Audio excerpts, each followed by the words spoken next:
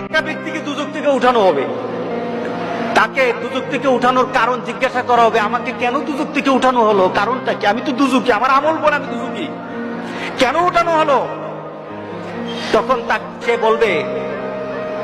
বলবে যে আমাকে কি কোন নবী সুপারিশ করেছে? আমাকে দুজক থেকে উঠানোর জন্য নবীকে সুপারিশ করেছে? ফেরেশতারা বলবে না, নবী করে নাই। কে করেছে? কোন আল্লাহওয়ালা ব্যক্তি, কোন দিনদার ব্যক্তি, কোন একটা প্রসিদ্ধ আল্লাহর পছন্দের মানুষ কেউ আমার জন্য সুপারিশ করেছে? তো না, সেও করে নাই। তাহলে কি আমার মা বাবা? না, তোমার মা বাবা না। তোমার পরিবার পরিজন? না, না, তোমার পরিবার পরিজন না। তোমার খুব নিকটের মানুষ? না, না, তোমার নিকটের মানুষ না।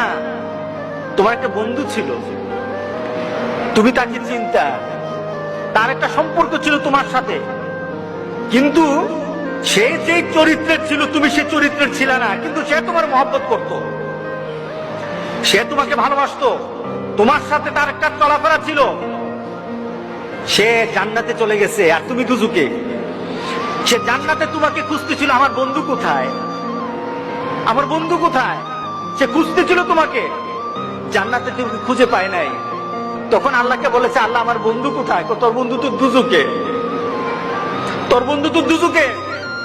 তখন আল্লাহর কাছে বলবে, মাবুদ আমি তো বন্ধু ছাড়া থাকতে পারবো না, আল্লাহু আকবার, আমি আমার বন্ধু ছাড়া থাকতে পারবো না, আমার বন্ধুকে আমি চাই, আমি আমার বন্ধুকে চাই। আখিরাতে জান্নাতীরা আল্লাহর কাছে যা দাবি করবে তাই আল্লাহ দিয়ে দিবে।